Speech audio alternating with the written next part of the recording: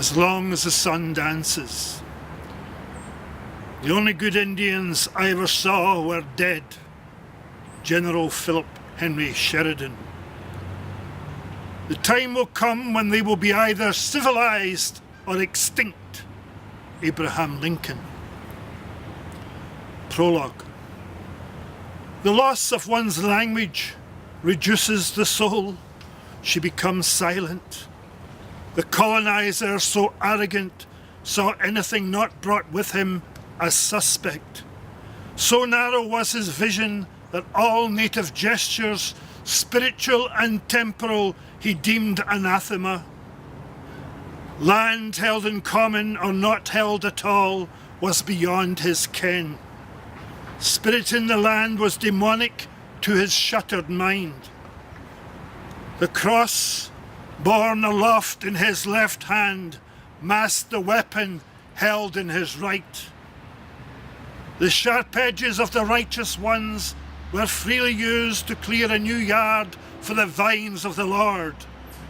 Those who would not or could not convert were purged for Christ's sake. In Ireland, the mere Irish were dismissed from fecund soil, driven to the rough and stony fields of the West. Dispossessed and displaced, they kept the elder faith. Thus, twice removed, they became marginalised in their own land, unsettled subjects, latent rebels. Native. Why has Manitou forsaken us? We must have left his road, stumbled beyond his protection since the advent of the treed God.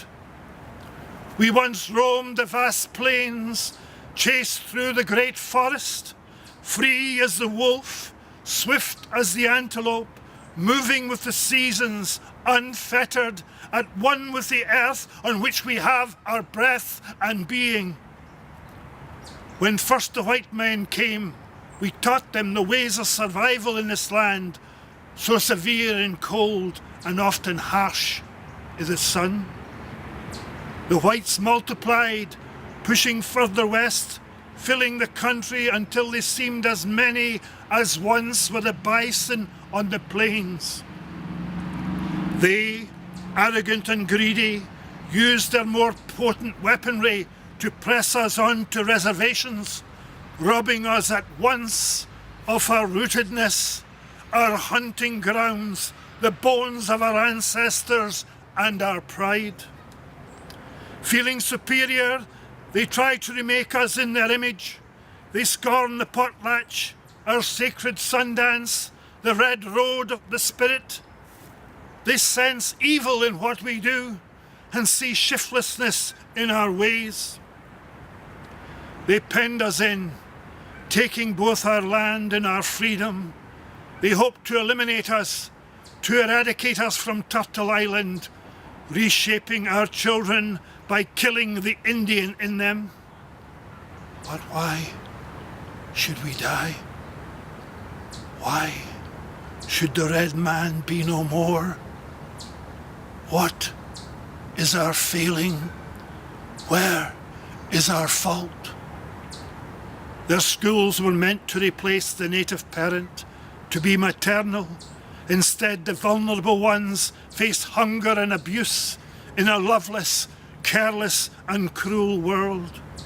An entire people, ward of the state, treated as heathens, outcasts of humanity. Seen as blocks on the road to progress, they were denigrated, harassed, humiliated, subjugated, abused and slaughtered. The red men bear crushed souls, and many stray from the path of the grandfathers, self-medicating with pints of whiskey, shades lurking in forsaken corners of North American cities, a spirited people reduced by an oppressive horde to a shattered remnant. A shadow hovers now over the haunted plains. The strangers have built their glories, standing on the fallen faces of the vanquished, creating of land and life a whited sepulchre, an emblem of their greed. Residential school, government. We have them wear uniforms to build a sense of order, discipline and obedience to our authority.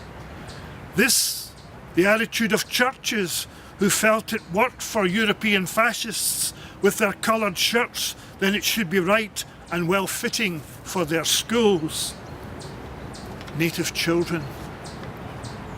They would create docility by having us look alike in the mode of white children.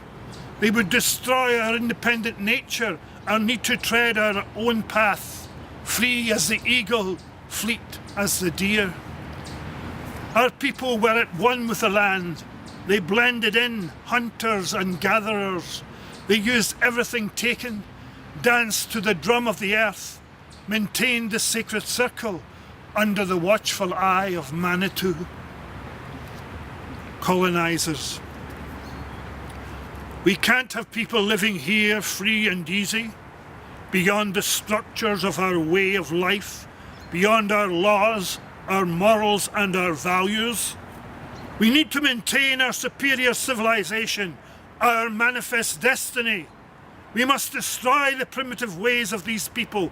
We must shape them, those who remain, to fit, raise them out of their darkness, up from their pagan practices, from their squalor, to become part of the honest, righteous world that is ours. Native. To lose a culture is to become an empty husk, a walking shadow, a fireless hearth, a frozen sun. Kill his culture, the native is left without hope, in a life desperate and haunted.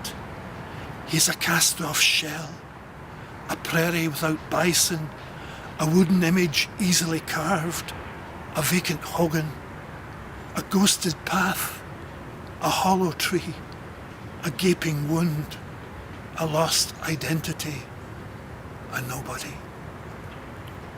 Native Upsudun. A god comes that seems to exalt one and ignores the other. All blessed, but some more blessed than others. They bring the cross upon which to nail the recalcitrant nations.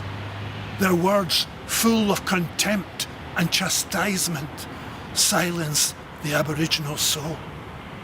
They say, love one another, but permit us to emasculate you, ravish your daughters, tear down your dignity, and leave your soul languishing in a land far, far from your own.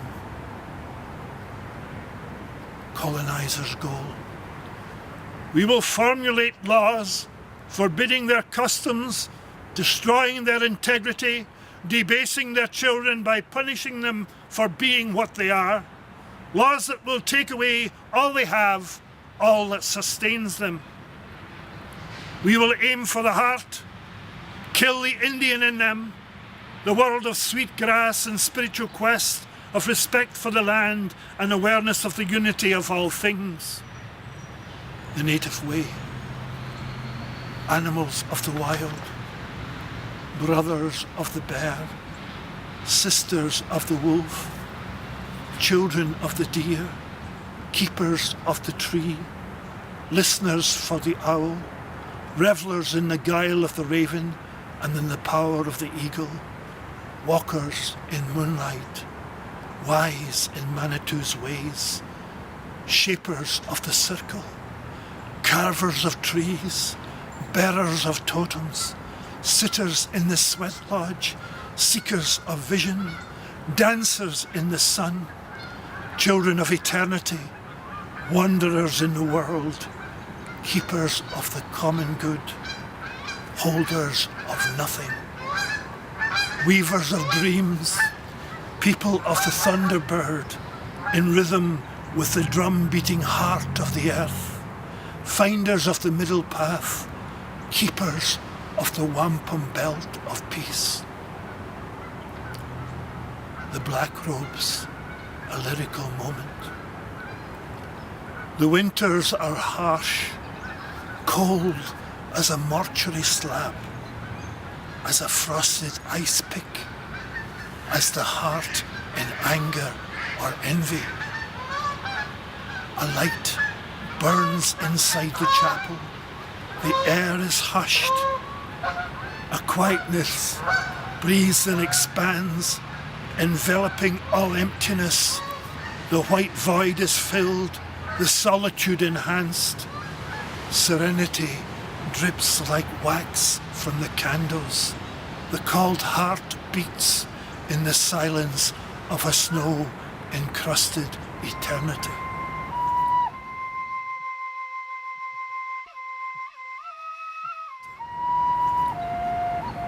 The diaspora.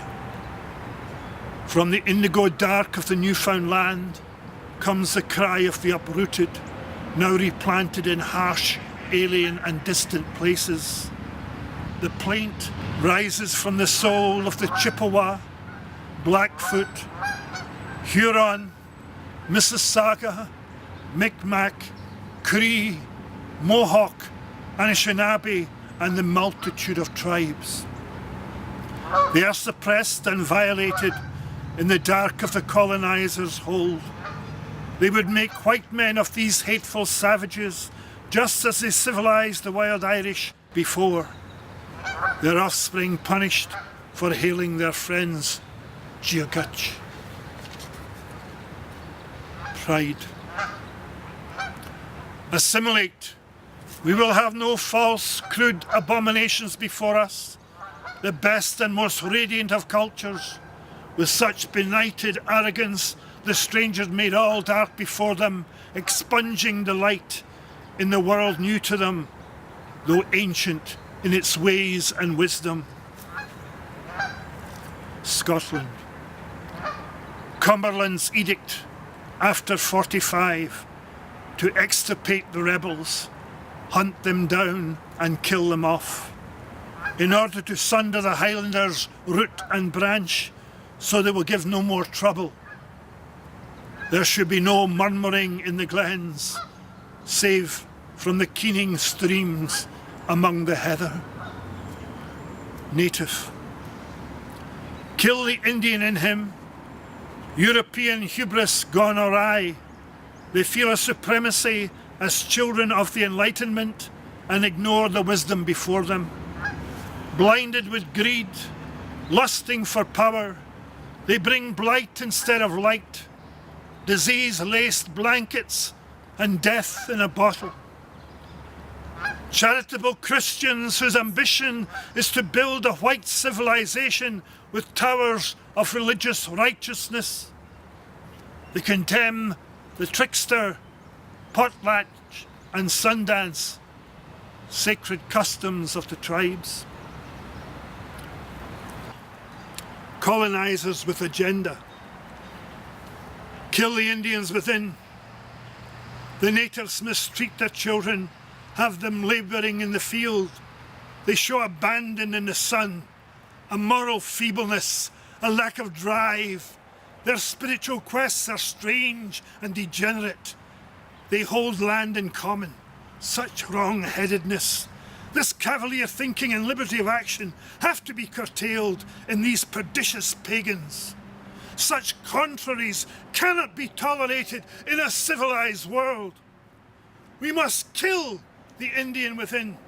Stamp out the slothfulness bred in their bones, the crudeness of their attire, the ignorance of their rituals, the diabolic in their spirituality, the liberality with their children, the resistance to the fine civilization we offer.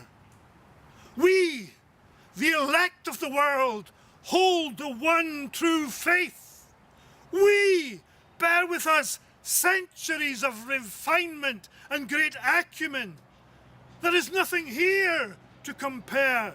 There is no one here with whom to compete. We are lights in this benighted land. A wound. Advanced weaponry. Aggression and arrogance lies and equivocation, greed and an insatiable lust for power in the usurpers defeated the tribes. An assumed superiority in the conqueror evoked in many of the vanquished feelings of inferiority, a lack of self-esteem promoting self-negation, which allowed the native to accept labels fashioned by the oppressor.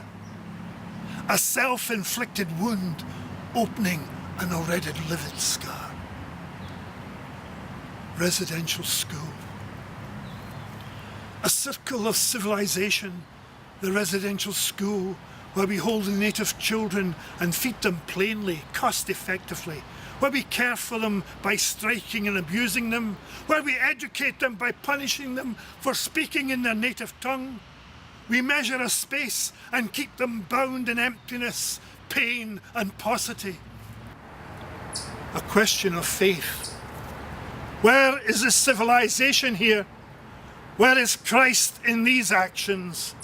Suffer little children to come unto me, so that I might see them suffer. Love one another, my chosen ones, save those whom you feel are inferior, who are not white, not made in my image. I have given you dominion over the earth and everything found thereon. You are my elect. The warriors return. You can have my land only after you have killed me. Sitting Bull. Revered around the sacred fire, the warriors have defended their land through the ages, their names etched forever in the native heart. Geronimo, Cochise, Chief Joseph, Pontiac, Crazy Horse, Sitting Bull. This martial trait extended into the world wars, where as volunteers the modern warriors gave their lives again in protection of the land, or so they thought. On the front they were accepted, but on return they were refused drinks in bars of the country for which they had voluntarily sacrificed so much. Their second-class status had not changed despite their battle-scarred glory. They were still seen as wild, savage and incorrigible in their own place, though accepted as brothers in arms on soil foreign and far, far away.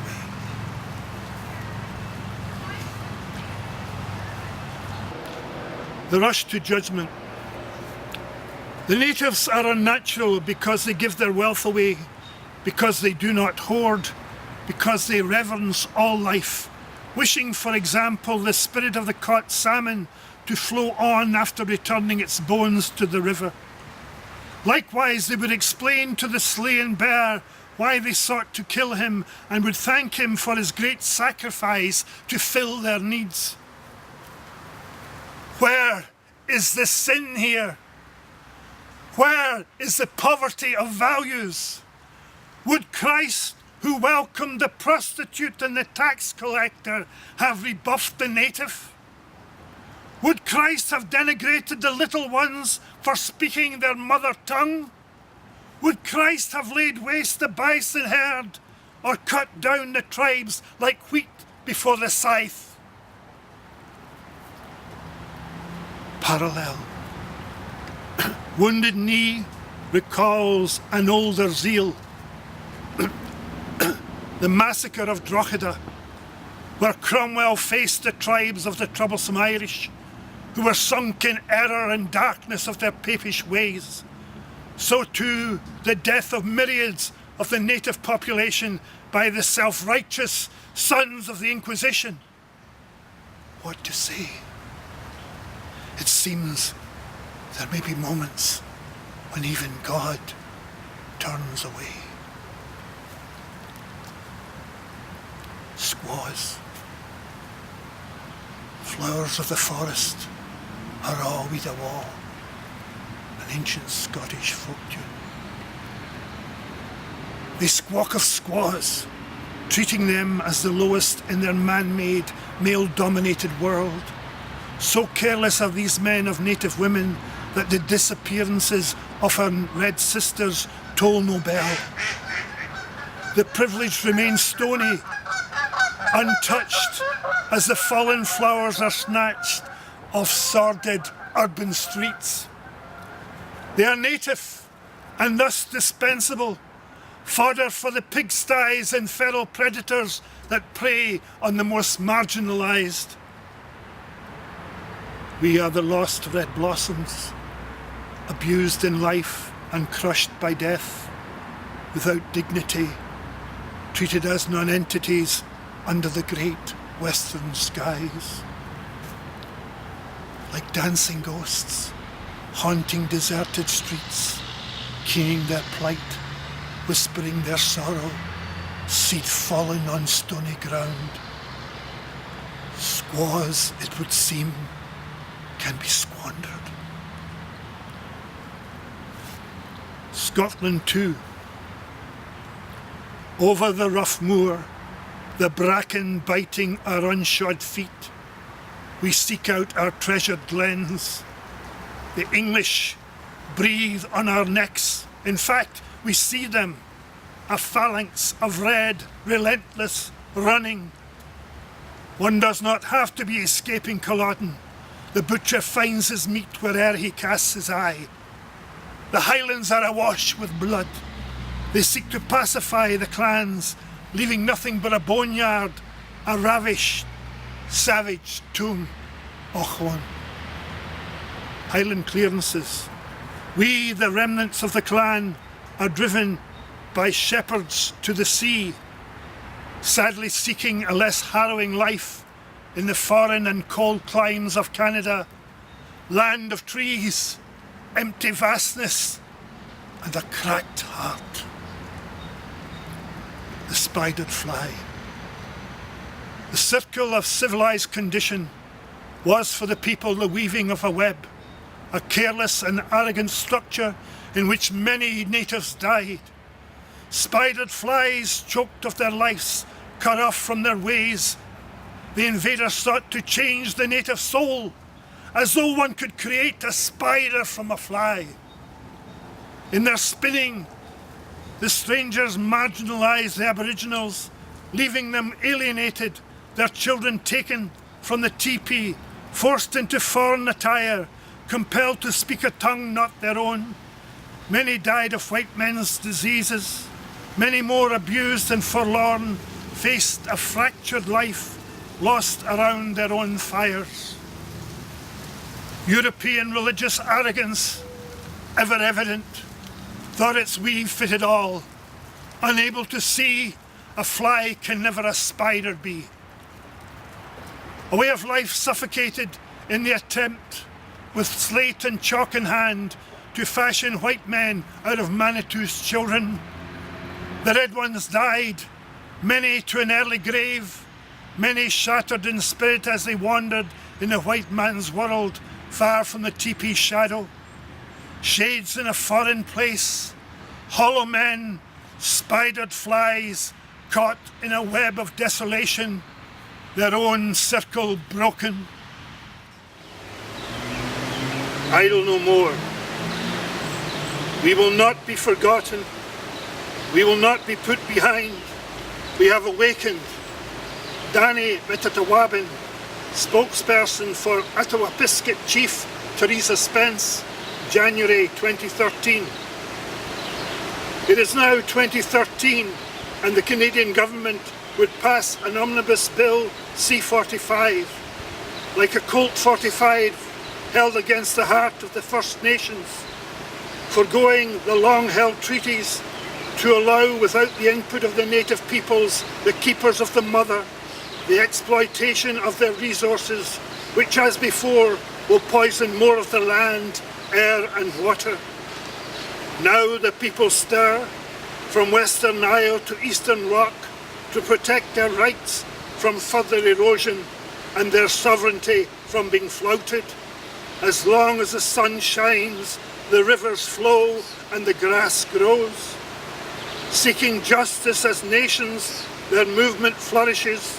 They are on their feet and moving, pulling tight again, the beaded wampum belt, the wondrous weave of the native circle, dancing to the Redpath's drum, seeking a fresh dawn, equal and respected, idle no more.